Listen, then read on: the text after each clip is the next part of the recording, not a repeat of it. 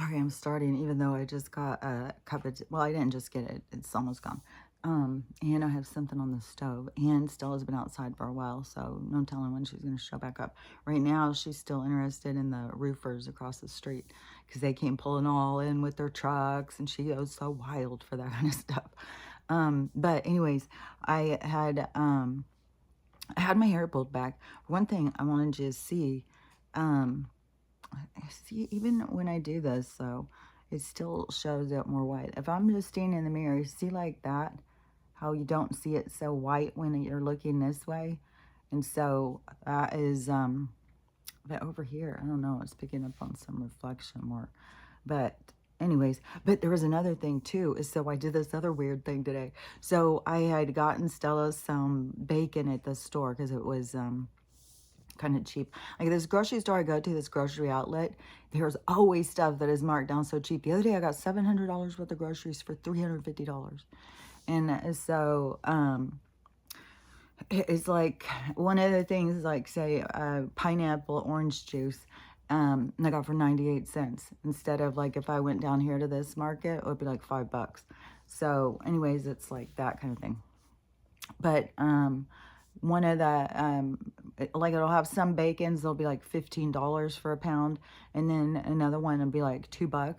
It's like, well, they're trying to sell this one, so I bought a couple of those because she likes it on her food. And then every time I'm cooking it, it always freaks me out, all their stuff, like the chicken I get her, it's like, oh, man. And then I start having this whole moral dilemma over, well, is it better to have real chicken, to murder another animal? Is that when we give it value? Is like, if it's a murdered animal, I'll eat it. If it's grown out of murdered animal, I'm not going to eat it. Or maybe, that's their way of, I don't know. It's some weird science thing. The whole thing is, I think, as an energy, we got to learn how to replenish our energy without feeding off of something else.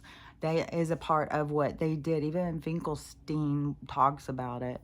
Rabbi Finkelstein, the monster of all monsters. There is one benefit. My thing comes today. There's one benefit because I have albums. Like, I have a little box thing with another little box thing with albums on it, with this thing sitting on it. But the albums do give a little table, so that's nice. And we're sitting on Elvis today, and I'm cooking beans, but the stove keeps pulling because I've decided to, when I'm pretty sure I'm gonna keep this house. The whole thing is like, for how long?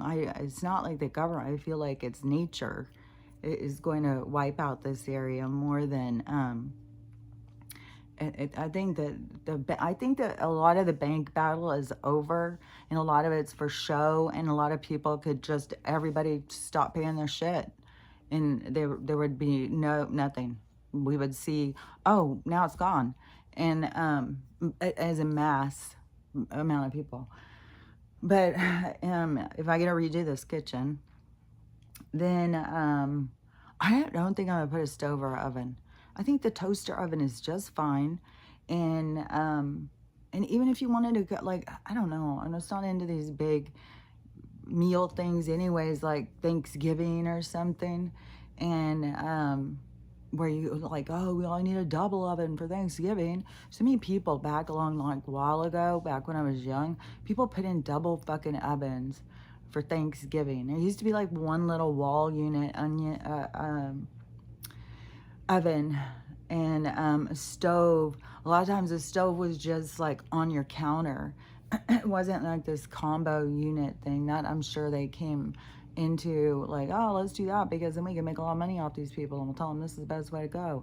But and then part of it breaks and stuff. So and I'm definitely not putting a microwave, but all that whole thing right now I just use as storage.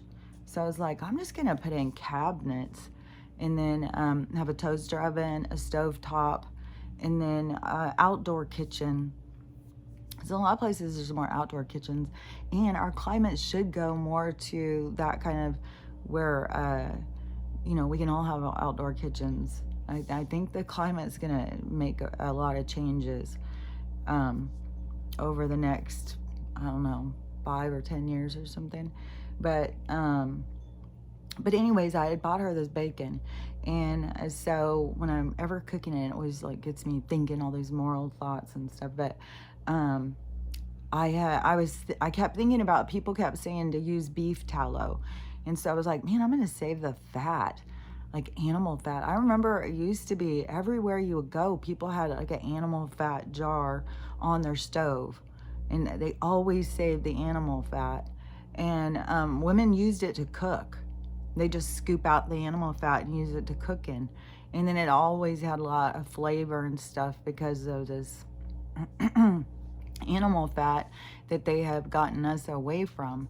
And anyway, so I decided I'm gonna save that, and I'm gonna and I kept seeing about people saying about put beef tallow on your face, and it's really good. And so then, but at some point I had a realization, is like, oh, this isn't beef, this is pork, which I'm pretty sure it's pork. I had questions in my mind if it was dog for a while, but I recognized the smell. Once the fat was on my thing, I recognized the smell of it, and I know that that used to be pigs. So but I have cooked some stuff that is just like, oh my god, it smells so fucking rotten-y smell. Like, oh god, I can't wait until we're broke free from all this, you know. And it's you know, it's, I don't know, like I could totally go down and go buy chickens off the farm, and I mean, it would be really expensive. And then also, though, you see like what they're doing to the chicken feed.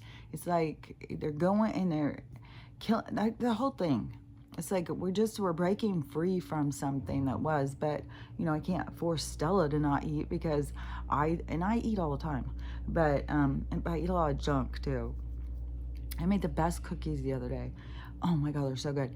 But anyways, but I decided, man, I'm gonna put this animal fat on my face, and you know, like a facial.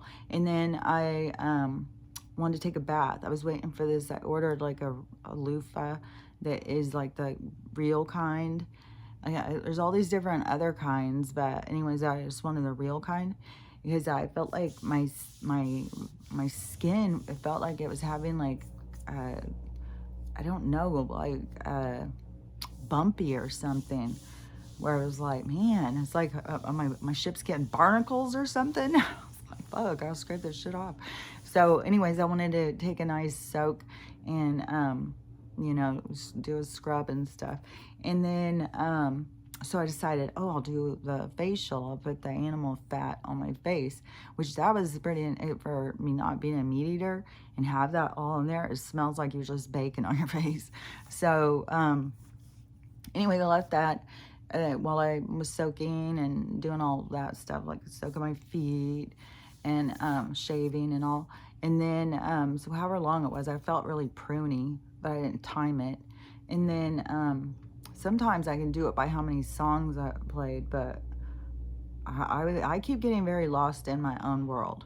Very lost in my own world. And so anyways, but before I had done it too, I was like, man, I wonder if anybody else has done this before, you know, and can say. And so I looked up bacon fat facial, and or something like that, and there was another girl, and she had done it, and she put it in her hair too. She said it's supposed to be really good for your hair. And people in her comments were like, why would you do this? Where did you read this? And I was thinking, man, this just is what came into my mind. This is what I'm saying, is like there's communication out there, and sometimes you're doing weird shit that other people think like, what the hell are you doing? God, that's weird. But you know, it was shown to me, it was in my mind. I was seeing the and it's different because there's so many people who think all their thoughts are them, but it's different. In all your impulses and stuff, like you have, that's where you got to learn discernment between you and what is interfering with, trying to keep you from being you. So there's interference, because parasites, I had just seen a doctor or something. Hold on a second.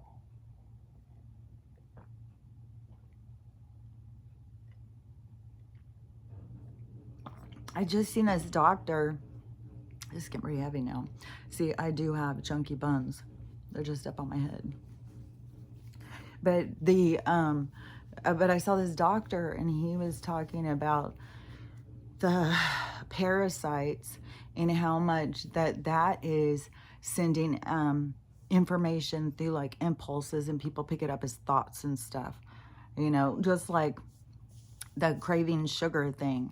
And like how it comes across as a craving, like an impulse or something.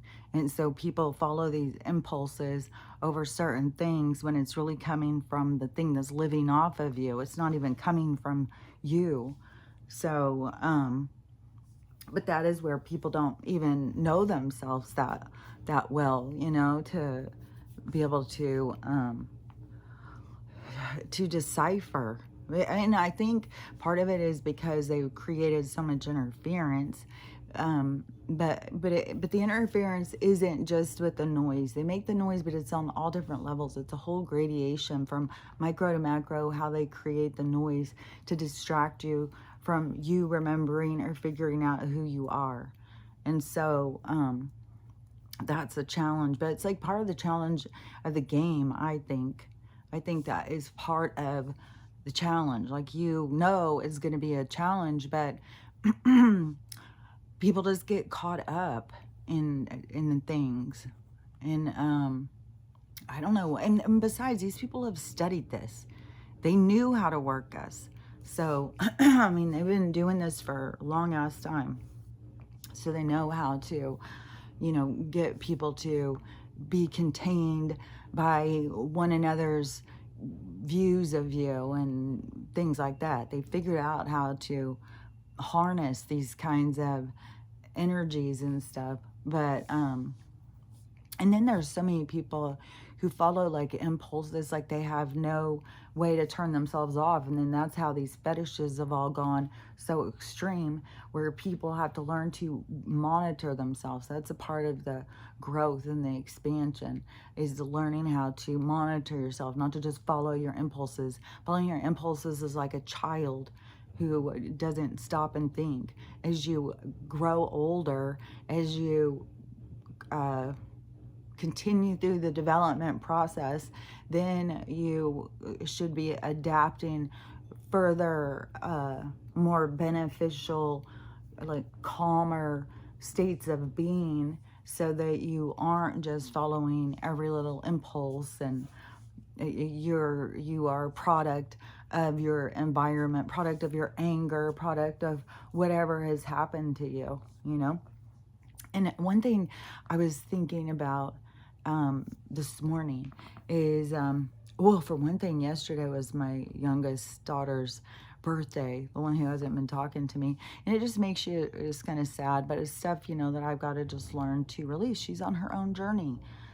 She's not here to make me happy or whatever. She's here to learn through the experiences that she is handed, to develop whatever it is that she's here to develop and learn from. And if I'm not a part of that, then, that's just the way it is. I had my time with her, and I'm lucky that I remember it in a good way. And, but one thing that kids do too is they just remember like the things that hurt them. It's like a part of the program that you're running. And so, one of the things is I was thinking about this morning was, my own mom, and thinking about, like, I think at some point, I don't know, maybe she has gone through this. I don't know. It's not something that we've talked about. I went and, go at her or something. But to accept herself for not liking me. Like, I know that there was a period of time, there was a big period of time in my life as under her roof that she didn't like me. And I think every mother has to, learn to come to terms with that and understand, like, look at the things of why they didn't like them. I don't think we need to take it personally. It's something that is reflecting to them. But it is still, when you come into that role, which, you know, many of us come into all these different roles. And so when you come into that role and you're playing the role out, see, you don't have the understanding that, oh my gosh, it's just gonna be drama. Um,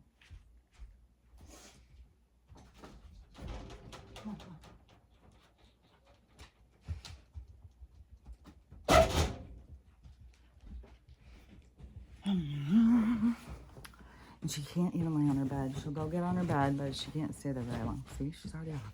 Let's see if she goes back on. She's really having a problem with her bed. And that's supposed to be an orthopedic bed. And she took the last anti-inflammatory that I had today. And she's been spitting her glucosamine out. But I'll be ordering her glucosamine treats. And so I'll get her back on those. But I've been also putting fish oil. But anyways, and I can feel when I rub her back, right above her hips, like right forward of her hips, it's like the muscles that are right there are super tight. And that has got to be pulling her back, you know, funky, like, ugh. So I'm sure she has like a pinched nerve or sciatica or something, you know. I'm sure she's like, and I think it goes down her leg, because sometimes she'll go and start licking her back leg. Honey. But it makes her very needy, and I think that is one of the problems with the dogs that are older, have problems and stuff with people through this period of time, why they're just dumping them in masses, murdering them, all sorts of horrific things happening, is because of when they're drawing and you're limited energy and you're so scattered and trying to understand what's happening, and you're having to face so much darkness in yourself. But it's going to be a part of the story. When people do stuff heinous to different people or animals or something, it's going to be part of what they have to heal. It's going to be hard. It's going to be like they had to heal this other stuff before they got to that part, because it's going to be hard as shit. But anyways, so I was thinking that about facing, because I'm sure there's a lot of parents that have a child that they really struggle with, really have a hard time with, that really pushes all their buttons, and that is something in you, is something in them that reflects to you something in you. And so you're trying, and it's something that has a trigger effect from when you were a kid. So whatever happened, that it affected you. And then when this kid does this thing or brings this thing out that reminds you of that, or you reject that because you felt rejected. And so it's all these like twists and stuff in our psychology. And it's also how they keep us twisted up in our relationships, because there's so much more. Like if people understood and looked at things differently, then there would be so much healthier relationships and so much less of resentment and anger. But you know, when I was younger, I was resentful of my mom. I felt very rejected. But that was a part of my story. That is a part of what I was here to heal. That was a part of what was my whole journey, you know? So really, she was doing me a service, not a disservice. She was laying my path out well for me. You know, she got me prepared for what I was here to learn. And so much of our lessons too is about us putting things into balance through our perspective, because always when you think about a time or whatever, when you're judging somebody, you aren't really thinking about walking in their shoes. You're not really thinking about what they're going through. From your perspective, yeah, you can see all perfect, fine. Yeah, from up here, I can see what you should do and how you should do it and stuff like that. But you're not walking their path. You're not in their shoes. You're not going through what they're going through. You're not seeing the things they're seeing and experiencing what they're supposed to experience. That's why we waste so much energy and time thinking that we can play that role in people's lives. The more that we quit expelling energy into such a dysfunction, the more that we have the ability to give back to ourselves. And to giving back to yourself radiates an energy from you, a love energy that comes from you when you give to yourself, because you feel so happy and content, that radiates out of you and it spreads like wildfire. That's the kind of fires we want to spread, is love and acceptance, and spreading that through our societies and stuff. Right now, though, our societies are in a purge, you know, a purge of a lot of dark energy. There's a lot of people, and it's not even just in this lifetime. These situations are here to bring it up so that they can see it. But, you know, because we all have light and dark. We've all played light and dark roles. So even, you know, somebody who's here murdering right now, you know, they could have been the most kindest person before, or they could just be, you know, somebody who plays a lot of those dark energies, because that's where they're trying to learn through their perspective. And everything is an expansion of perspective, to go through experience and see why someone is the way they are, why they go through what they go through, how they see things and stuff. And the more that you can have that empathy or compassion towards another being as what their experience is, the more that expands you in your energy of acknowledgement, of it's like a purity, peace kind of energy, that is like you stoking your fires with a certain kind of energy that becomes so embellished in you, that is so much a representative of you, that is the part that ripples out. That is the part that how everything changes, is when we go in and change for ourselves. It is kind of an energy too, like, you know, and right now there's like so much dysfunction, and right now it's so chaotic. But at a time when it's going to get calmer, like after, I see so much healing and peace coming after this shift. Right now it's like it's churning everything up, it's getting everything to the surface, it's getting everyone's attention, it's drawing in this energetic impact that's going to happen when it goes like and then it hits backwards.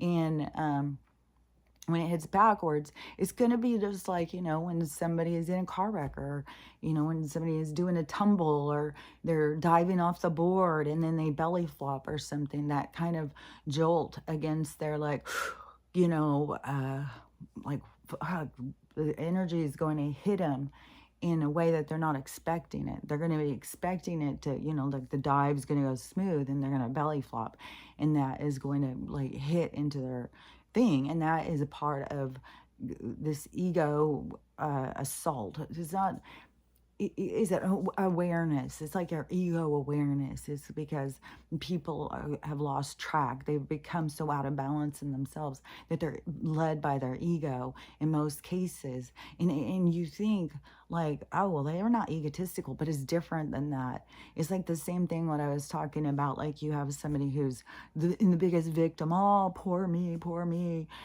That's so ego. It's like you need everybody to always be like, oh, it's going to be okay. You'll be fine. You'll get through this. You know, and sometimes, you know, we all need that. But it's like some people, it feels so good it gets stuck. And then it's like that is a draw. It's an energetic vampire. It's very toxic. And anybody who gets like that, that's a toxic way of being. You got to move through energies. You can't just sit back and so that is why, you know, there's an associative dark energy that goes along with some of this stuff. People think, well, they're good. They're doing this, they're doing that. But when you are sucking the life out of other people, even though the other people, then they have a part of themselves that they need to give away, because then they need to feel like they're doing something good. Like, I'm there for everybody. I'm one of those people. I'm there for everyone. I do everything. I give, you know. And so that is where you got to notice in yourself, like, you know, what the fuck am I keep giving? I'm going and giving shit and I don't even want to give it. I don't want to go do that today. And then I'm still going to go do it. Like, that is where, you know, why are you doing it then? Because then, you know, you're playing the victim, you're playing the martyr, you're poor you. These are toxic fucking ego energies. And these things are where it's going to be the belly flop, you know, the gut punch that happens. So once that happens, it's going to be that kind of giant breath being taken in society. And that is kind of, to me, is where we start seeing like the money changing and stuff, where it's like, oh, wow, wait, there's gonna be some good stuff. Wait a minute, because that's gonna really catch people by, but then that's gonna also trigger in a lot of people who were really hateful, judgmental, negative, all that stuff that they had brought to the surface. They got to cleanse that, so they're gonna have to go through a period of cleansing, and that is a period of healing. It's a period of facing, you know, the demons, facing what you still are holding on to inside, and so the people have to go through that, and then in our society, then there's going to be like this, where things are going to start going in a new direction, where things are going to start going so much better, and people are going to start taking their healing so much more serious. Like the healing modalities and stuff that, for people are going to, that those kinds of jobs are really going to take off. And another one I think are really going to take off are people who are home designers. People who are putting things into creativity. A lot of musicians, a lot of artists, a lot of people who are putting things into creativity is that's like where the universe wants people to go. They want to get them out of this slave mentality and get them into your creator aspect and your expansion. Like the universe wants to take off and just go in every direction after this happens. It's going to be like a big bang. It's going to be like this energetic expansion. And so that is where you're going to see people who have been putting energy and time into these certain things. It's going to be a part of the expansion. It's going to really take off. And I just heard this Haley Bailey or whatever, the Let 'Em Eat Cake girl, she's being roasted, man. I told you some of these things are going to be so public, where these people think they got it all going on.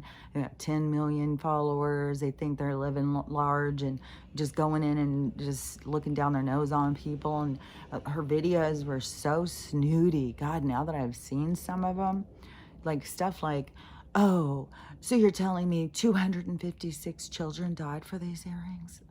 Oh, that's beautiful. So like weird shit like that. Like very much like, and I guess she's like, so my boyfriend's a billionaire. You want to know about our life and stuff? She's very, and I don't know, you know, who chose to promote her, but don't kid yourself and think that this influencer thing happened organically. I was controlled. And those people had to, you know, make some sellout choices in order to be promoted. And some of them had meetings and contracts and direction, you know, handed scripts. Well, this is the persona. This is the persona we want as the character, you know, and they don't care about if it harms society. They're just thinking about, you know, well, you know, she probably wants to be like a Kardashian. She wants to get her own line of, you know, makeup or something.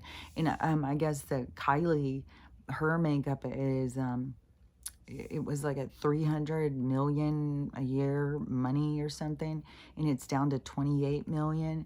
And they're saying it's not from this block party, that it is because of marketing things, that people start seeing that they couldn't trust her products. So and that was one thing too, is and this is like an influencer kind of life, is and this is what gets me on all these people who just go and promote these products all the time. And there is even ones who are going to court and stuff. They were selling shit that was not able to be sold here. Like all sorts of shit is going on. And but so these people that they I don't know if I was going to stop because a phone call came in. This one number keeps calling me and calling me, calling me. I ignore all of those shit. But I forgot to put a silent thing on. So the let me see where I was. Um, so the, um, so she's having a total public humiliation. Like she's getting like totally roasted. Kim, she has been. Oh yeah, and Kayla, whatever her name is, Kylie. She, so her products are going down because people saw that there was no trust, and there was something for face scrubs. And this was a long while ago because I always used face scrub. I always used apricot face scrub for fucking 30 years or something. And then my kids started having a fit. Oh, you can't use that. You can't use that. It's got walnut seeds or something in it. I don't know. And the saying that Kylie had started a new product and people were using it and was making all their skin have all these problems that the walnut shells cut your skin or something. It's like, I've been using this the one I'm using. I don't know what the hell this girl's done, but you know, what I'm using, I've been using a long time. It hasn't cut my skin. And then, but then she came out and was like, well, I don't know. And that's the thing is like these people are going and promoting products that they don't know. It's like, it's one thing when you are a part of the making the formula and you're promoting your product. Hey, you know, but these people get approached by different companies. And then they're like, oh, well, you know, you pick the colors, you pick the fragrance, and, you know, we'll call it your line. And, but they don't know the first thing about all the chemicals and stuff that are in it and what it's going to cause. If it's causing, you know, cancer and shit like that, they don't know. They're just promoting this stuff. And they're trying to influence people to get these products. And it's just kind of, you know, a sick part of our society, this hoity-toityness that was so influential, you know, that people were all like wanting to chase that and stuff. I think a lot more people though are seeing now the trauma and stuff that has gone on where they're like, why the hell do we all want to be famous? Like, geez, like it's, you know, what was it? It's some drama that's going on, like this Drake drama and Kendall, I don't know, all these different people, and but that is getting more worse. Where and I don't even know what the people are talking about, but their videos are becoming a lot more like, oh my God, this is getting so much darker. This is the end of Drake. This is. Just all this stuff is being exposed. All these people are being exposed. And so anyways, it's making people who just desired to be famous. I just want to be famous. I don't care. I just want to be famous.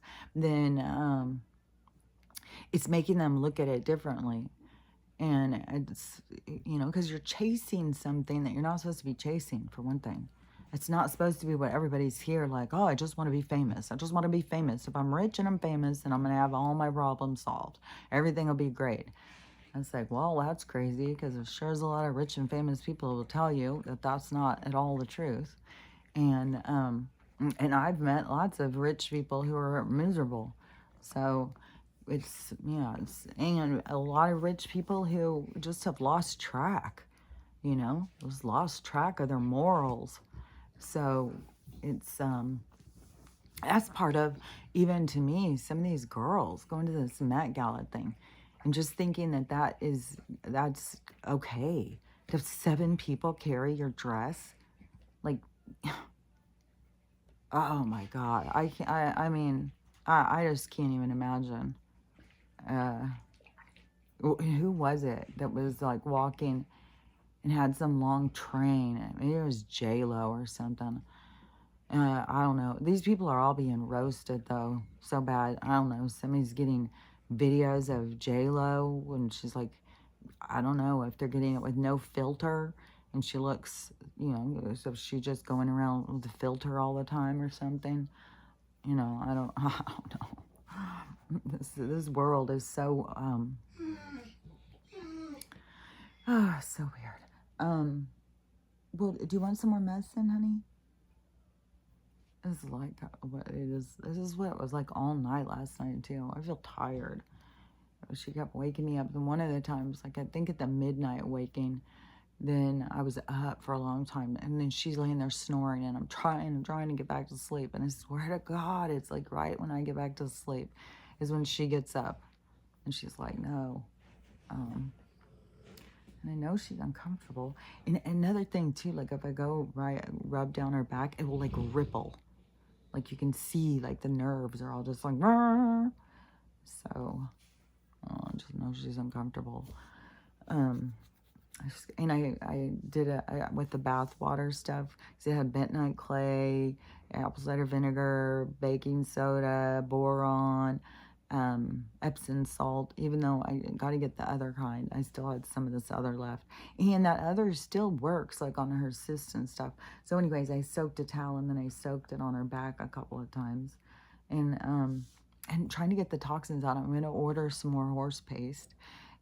Tomorrow my other check goes in, so I'm going to do my order and get that stuff. So I'll get her other glucosamine and just see, hopefully it will just keep getting better.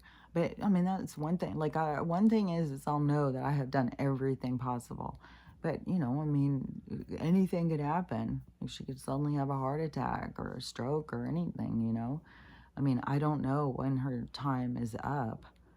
I just know I can't make that choice just because she's whiny and uncomfortable, because she's happy. She eats nonstop, and she isn't gaining a bunch of weight. But because I got to quit giving her any of the kibble. So she just has like rice and vegetables and chicken, potatoes, just regular same kind of food as I eat. She eats muffins and bagels and cupcakes and cookies, all that stuff. Oh yeah, my cookies I made. These are so good. I got almond butter. So in the almond butter I didn't make my own. I just got it where it just says it's just almonds. And so it doesn't really have any sweetness or anything. So I got that, and then I added brown sugar, vanilla, baking soda, an egg, and some flour. And then at the grocery store I go to where the stuff is marked down, there was these plant-based chocolate chips. And so I was like, well, may as well try those, because they were so cheap, and probably because nobody buys them. And I was like, well, the other ones are full of chemicals, and the last bag I bought of those, I was positive it was wax. I was like, they're selling us fucking wax candles, and no, it's chocolate chips. So was it always wax candles? And we just thought it was chocolate. Like, it's very confusing. So anyways, I was like, well, maybe they'll be, not so waxy. But anyways, so I made them, I put some of the semi-sweet ones and some dark chocolate ones in, and made them. The cookies were pretty big. They were like big, not quite that big, like big fat cookies, like really big, and like ones that you buy at the market. And then, and it has chips and stuff in it, and it tastes chocolate chip cookie-ish to me. It doesn't taste like almond butter. Like the almond butter cookie, these other almond butter cookies I made, they were so good. They reminded me of the ones at the Chinese restaurant or Japanese, one of the restaurants, when they come and they bring you out almond cookies. Oh my gosh, those are good. And those ones taste like that. I love those ones too. But these ones with the chocolate chips, they totally tasted like, I think it's more of a health. I don't know if it's a healthier option. Seems like it's a healthier option if you like cookies, like I like cookies. So anyways, that's, what I did. And let me think of some more stuff that I was going to say. Okay, because about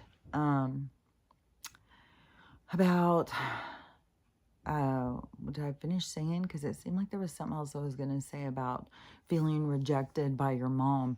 And because I know a lot of people go through that. And then I know there's a lot of parents that are confused by why they reject their child, that they don't know they're rejecting a part of themselves that they see reflected in the child. And the child feels like it's not good enough, like the parent doesn't like them, but it is like there's so much like the parent that the parent doesn't like themselves. Like, so when the parents all start liking themselves, there won't be some of these issues that kids go through. You know, that's why I said there's gonna be so many changes when people start really taking focus on loving themselves and taking better care of themselves, not being resentful, not being angry, and not rejecting these parts of their kids because it hits too close to home, whatever it is. And it could be, you know, this kid asks for things and they would never ask for a thing, and if they ever did, they would have got it, you know. And every time this kid asks for something, it's like, how fucking dare you, motherfucker.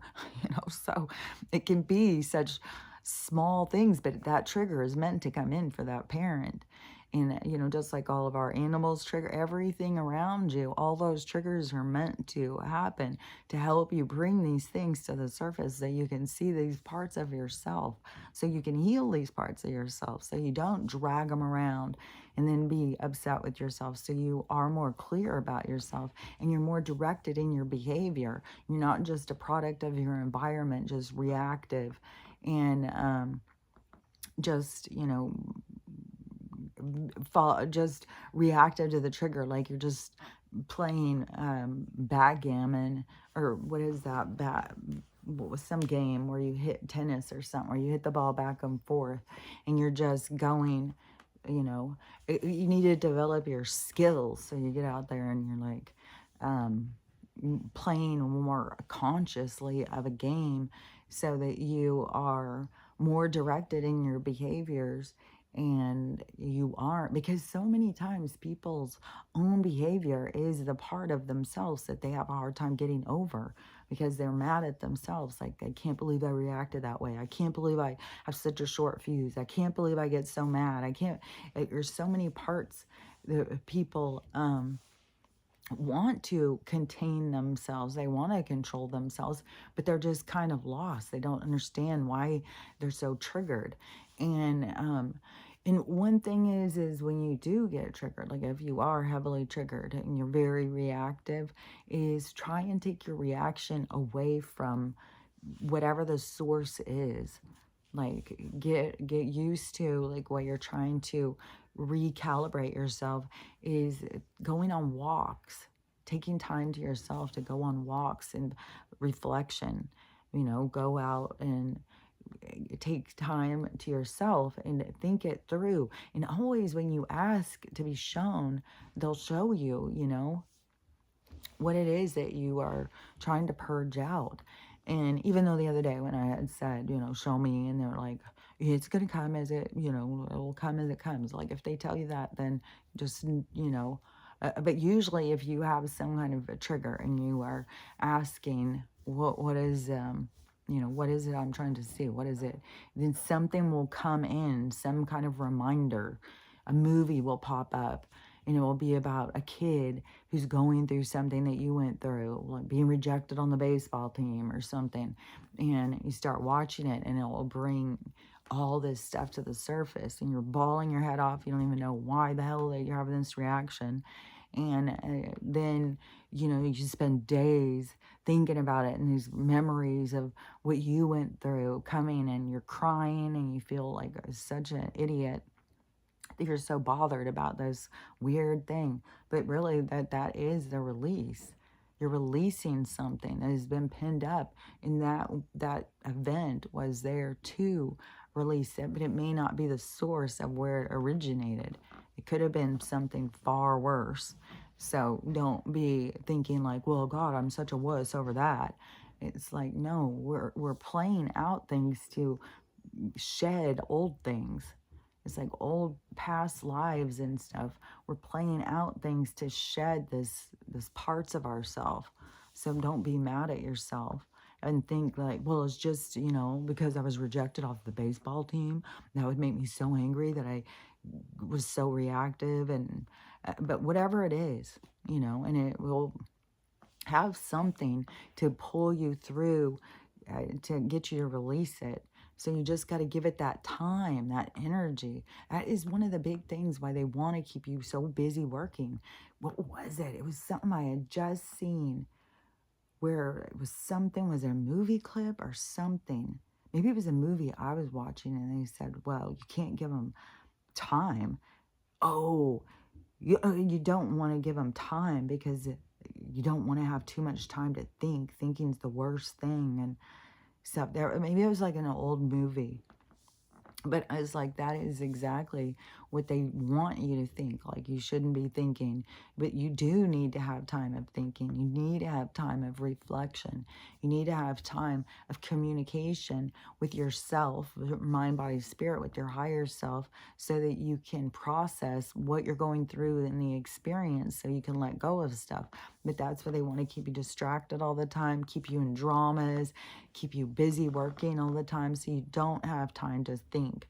And that was one of the benefits when I got a brain injury, you know, and I wasn't on the rat race of workaholic, going to work and all the time, where I had more time to sit and think and reflect and go through and heal. And that is, you know, it's part of what is necessary and what it's good for you, you know, and letting go of all of their world that they created is a process. It's a big process. Like, so many people hold on to their jobs, hold on to their ways of life, hold on to their considered successes and all these different things. But so much is like about reprioritizing. You know, why do I think this? Why do I think that? Why do I give that energy? Why do I think that's important? Why do I think this isn't important? It's you coming up with, you know, your whole concept of how you look at things, how you view the world. And but anyways, so if you have a child that you are very triggered by, they're there to trigger you. Don't be mad at them like they're doing something wrong. They're there, they're blessing you with your triggers. And you got to go into it deeper and see it's not them. It's not just because they're a bad kid or something. They are there to help you process through something. But neither party knows it.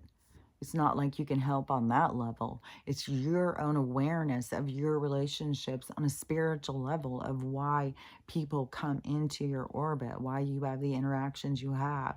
So it is like a leveling up of your understanding of what this world is for, what you are here to experience and process.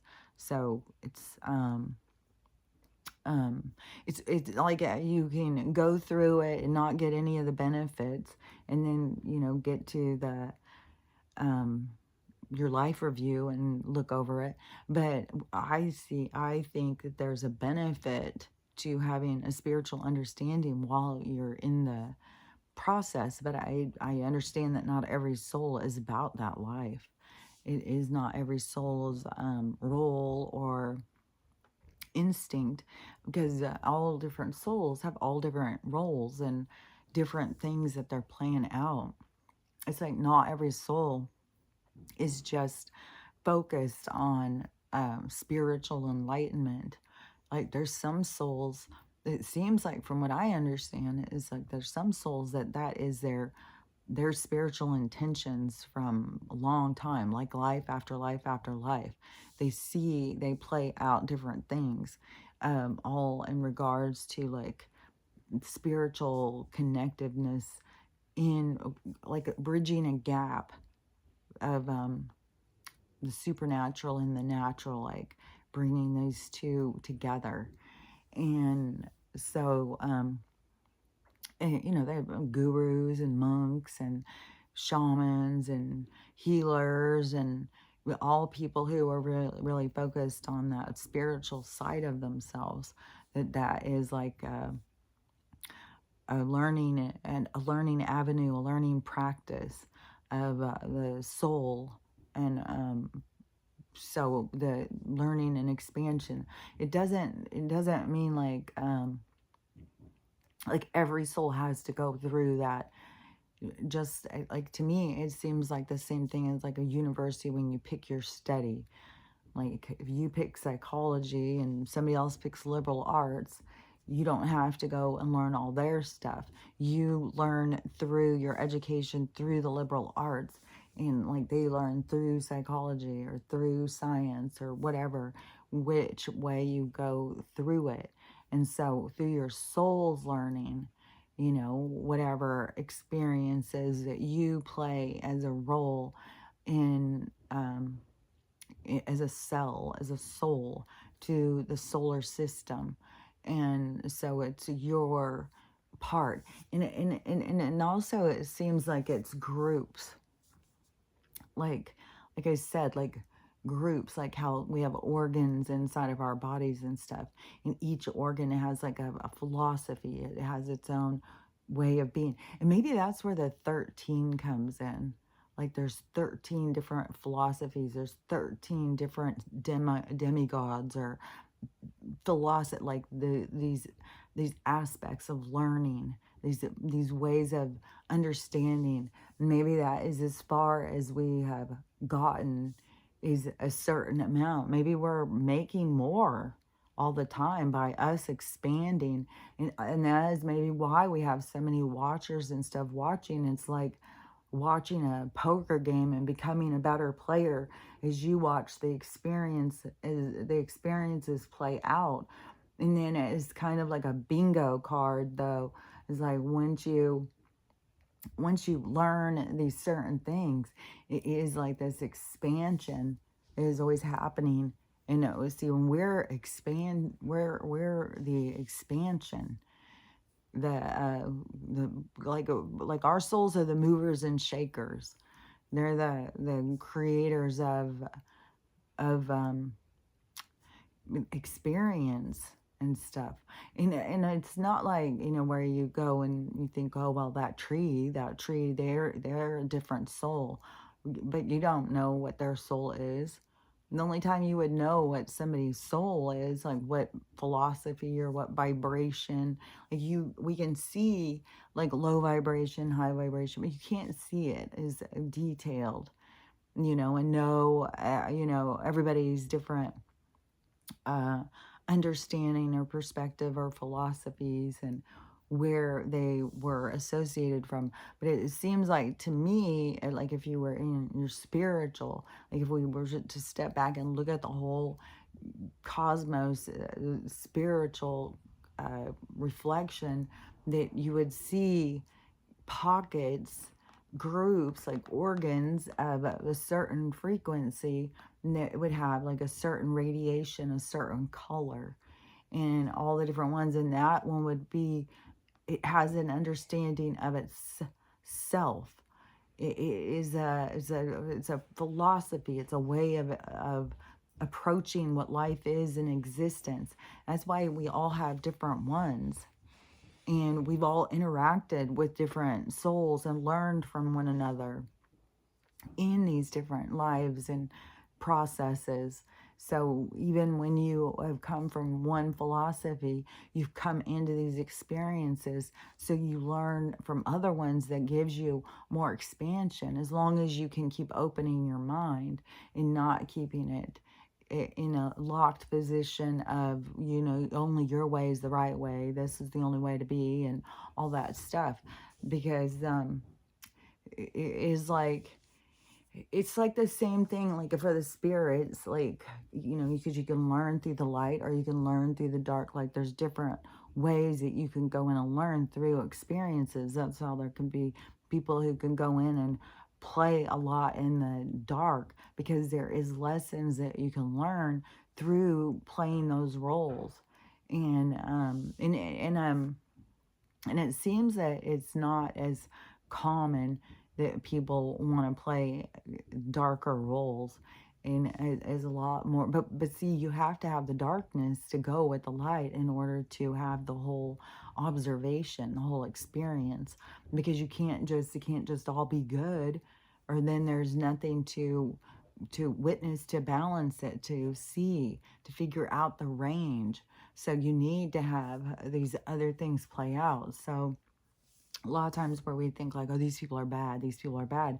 But there has to be people who play these bad parts to come in so that we can all, sit back and go, oh, see, that's bad, they're bad. So we can understand and we can come up with this conflicted view. So there is, it's like a sliding scale so that we can see and we can pull from our vision from the two different aspects between light and dark.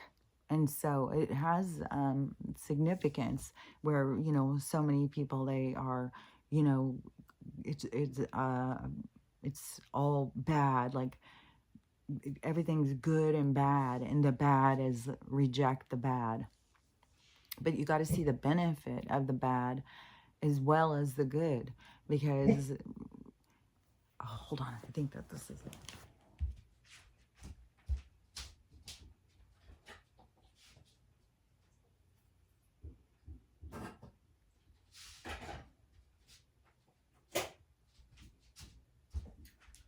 Oh no, I was just starting to think it was smelling like it was burning. But it wasn't burning, it was still boiling. So, but I just turned it off. Anyways, but I'm gonna stop in a second anyways. And then we'll have to go out and do a little walk. But let me think. So if you're a parent and you're feeling triggered, because everybody's got all these triggers that are coming up, just take more time and go in deeper. Try and get away from everybody and take more time. And you got to be able to see yourself as being, it's okay to be the bad guy sometimes. And not be mad at yourself, because so many people are going to be mad at themselves. Like there's going to be parents who, can't get over some of the things that they've done or said to their kids. It just, eats them up and eats them up. And they wish they wouldn't have done that, wish they wouldn't have said that. There's going to be a lot of that kind of thing. And you just got to, keep moving through it and just try and reflect on it. And, and basically it's just kind of seeing this bitter side of yourself, this angry side of yourself, so that you can have more appreciation for what other people go through and not feel so judgmental and hateful towards other people. Because, everybody is going through things. Everybody is, and we're at this time that is so much about this reflective time where so many people are being faced with so many parts of themselves, and so many people aren't used to being able to look at it. They're used to distraction. They're used to, do drugs, get drunk, go out with your friends, create drama, all these things so that they don't have to think about things. And the universe is going to keep taking those things away from you. If you were constantly relying on all your friends to distract you, all of a sudden you're going to see all your friends just all of a sudden fall away. They're too busy. And then you got to remember too that everybody's got their own problems. Everybody's got their own stuff they're going on. But you'll see the universe is going to make sure that you don't have the same distractions that you had, that you're more forced to face what it is that you're distracting yourself from looking at. And it's hard. It's hard to look at yourself. There's a reason why you're always trying to distract yourself. So you got to also be kind to yourself when you are, and, be proud of yourself that you are facing yourself, because it is just such a hard thing to do. And it is, but it makes such a difference in how your relationships and how you live your life once you can go in and heal these obstacles and these reactive tendencies, that you can get yourself into a position where you feel free from your own pain and suffering, free from your own attitude, free from your own anger and resentment, free from your judgment and your hostility. You free yourself by, witnessing yourself, seeing yourself, and finding kindness towards yourself, finding acceptance towards yourself. To see, and get out of the idea like any of us have to be perfect. Why do any of us have to be perfect? And who for? Because you could go and find 100 people and they would all come up with something different. Well, yeah, if you said, oh, could you tell me how to improve myself? You'd have all different opinions. It's like you cannot please everybody, so don't waste time trying. The person you need to be trying to figure out how to please is yourself, because once you are pleased with yourself, that is when that energy just permeates from you. This pleasant person, this person that you thrive, this one that you want, the one that you want to be, this allure, the side of yourself that, some people probably just see themselves that way. And it's going to be very shocking when they have to face the dark sides of themselves. And that's, going to be a shock for them. But, just, you just got to keep moving through the thing and know, like, however it is going to affect you, that's the way it was supposed to be. It was all done for you. It's pre-planned. It's pre-designed. Everything is exactly the way it is there for you to learn and benefit from. But you have to participate in life in that way. You have to see the potential. You have to understand, like, it's not you against the world. It's not, poor you, the victim who's been treated bad. No, all the things that we went through that treated us bad was to give us the obstacles to push us towards becoming this certain state of being, this certain way of being, this, a winner, resilient, the comeback kid, this story, the hero's journey. That's where everybody's obstacles are for them to overcome. They're not there to beat you down so you don't overcome them. You're supposed to overcome them. And so many people, they just get up to them and they're just too tired. They just don't even want to. It's just one thing after another. And it can feel like that at times. It can feel like, Jesus Christ, as soon as I go through this one thing, another thing goes and another thing goes. But there's always lessons. There's always lessons in everything you go through. And the faster you catch on to that and learn the lessons as they go, the more you start noticing, like, oh, the same things aren't happening all the time. I mean, now there's even changes, like, and even when things do happen, like the carport falling on the car, that would have totally, back in the old days, that would have been like, oh my God, another thing. I can't believe it. It just is one thing after another. And I would have, had to have a pity party, fall sad. Oh, let's go get drinks. Let's go have a beer, kind of a feeling. And then, but now it's like, okay, well, that happened. So there's supposed to be some lesson, and, we'll see what happens. And then I thought, there'll be some kind of encounter or something. And then when I went, and there was that guy out in the parking lot getting the crap beat out of him, and everybody's just watching and stuff. And I went over and started talking, and there was people who were calling 911. There were so many calls of 911, but nobody was doing anything. And it was sad. So even if it is two homeless guys, it's like, and I guess they were lovers or something too. So then it's domestic violence. So, anyways, it was, then I was like, oh, I could see, why I was there for that minute, because I talked to the guy. I treated him like he was human. I had a conversation with them. And so, and we all need those kinds of things. We all need somebody to go past us and say, you're perfect. You're perfect. And I know she meant it as like, oh, no, you're not my way. You're perfect. No, don't worry about it. But still, just the words that come and the ringing in your ears, you're perfect. You're perfect. You're so perfect. You're perfect. And I just wanted to ring that back to her. I wanted her to hear, like, you're perfect.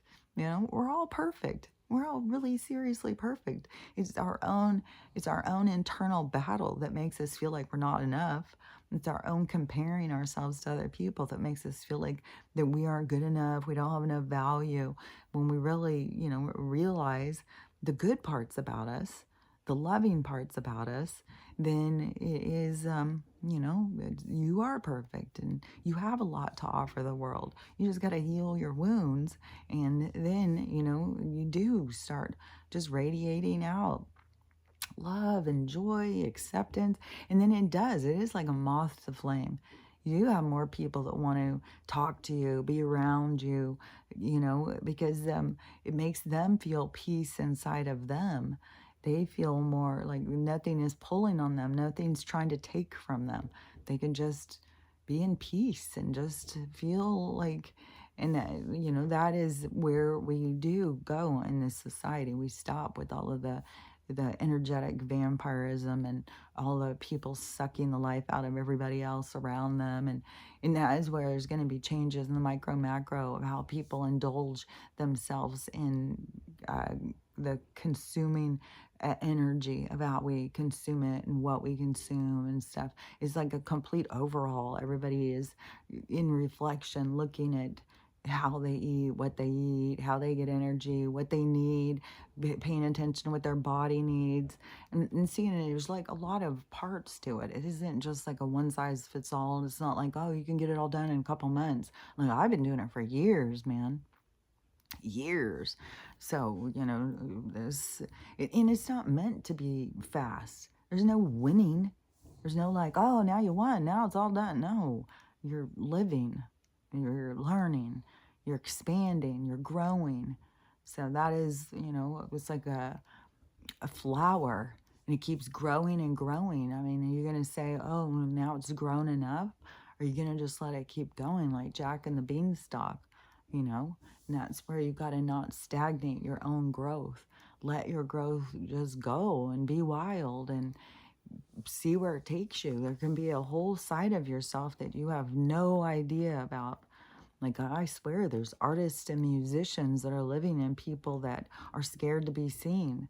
And so the more that you can heal and be willing to be out there and be seen, the more that you're going to find these parts of yourself that are, skilled in all different ways that you didn't even know that you could express yourself. So, but it's all your self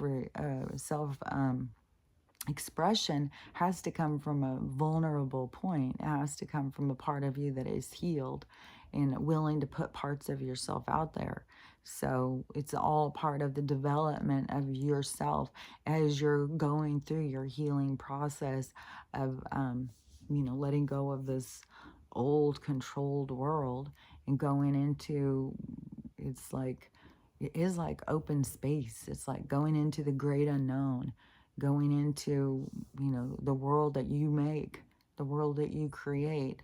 So anyways, and just remember, on this journey, this is all about you loving yourself, you learning how to love yourself, because like I said, it ripples out, and then it creates love between all of our circuit board. It's like the circuit board is no longer tense and angry. It's more of love and compassion where everybody feels calm. So, it's learning how to love yourself and love everybody else, and then learning how to have a loving day. It's all by perspective. So those are the processes that I think are important. And so you think about that, and I'll talk to you later. Bye.